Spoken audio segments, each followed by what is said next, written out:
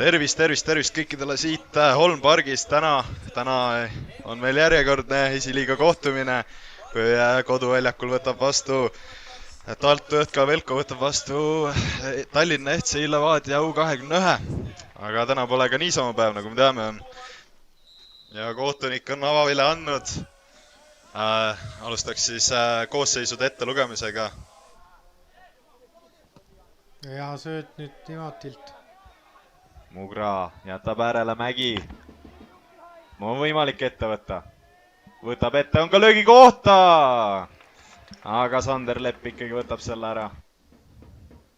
On siin Käblik üksinda pressi tegemas, tundub. Ja eksib siin Levadia kaitse on Malki. Jätab Laasnerile, nüüd on löögi kohta 1-0. 1-0 Ken-Lau Laasner. No ei mitte keegi muu kui mitte Ken-Lau Laasner. Sai siin mängu eel räägitud, et kui see mees ei löö, et kes siis lööb, aga tundub, et kui on vaja, siis see mees tuleb ja lööb lihtsalt selle ära. Oli seal päris kehva eksimus Levadia kaitse alt. Oli see brasiillane Kaua Tavi, kes seal natuke libastus enda, aga Mugra. Ja saab Laasner ära peale. On seal Sossi ülejooksu tegemas. On seal Mägi ka olemas, ei tule praegu kaasa. Saab seal Käblik puute. Ja Malki, oli see Uku Malki. Ja pall jälle väravas ja 35 minut ja Velko jälle hästi mängis äärelt palli kasti ja sööt Malki väravahel käsi vahel, aga pall kindlalt väravas. Tundus, et löök oli ikka piisavalt tugeva palli taga. Kohtunikuna kõik meelepärane. Läheb löögile, aga otse müüri. Ja uuesti, aga siin Levadia mängijad nõuavad nurgalööki. Kui Laasneril see pall seal natuke õnnestunud on, et tema saab nii-öelda teisest lainest tulla, aga ikka päris uhke sooritus oli see rinnagi jätmine siis küll. Saab siin Levadia. On löögi kohta!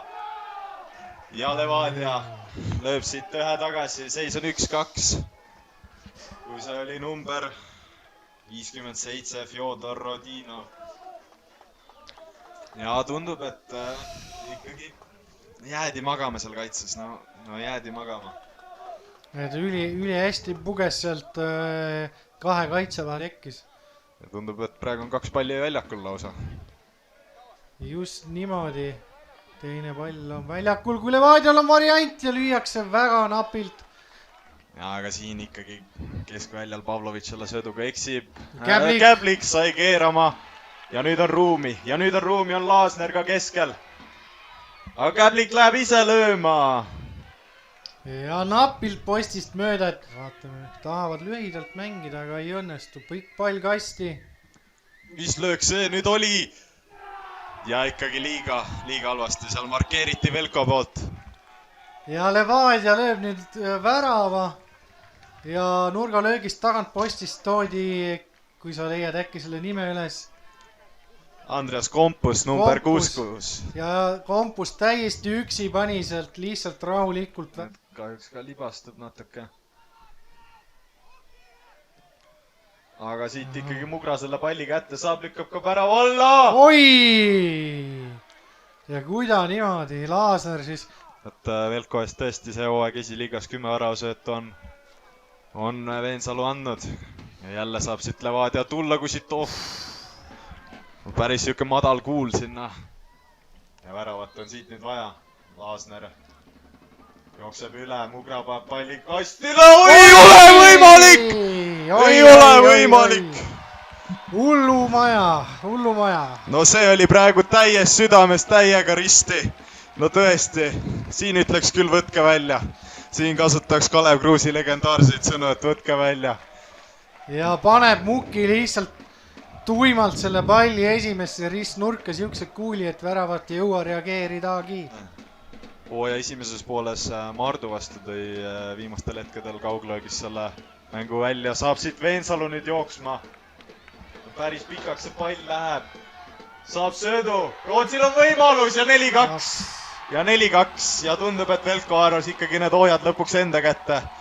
Kui Levadia kaitse jäi, tundus päris magama seal ja ja seda ruumi ikka tekkis suht palju.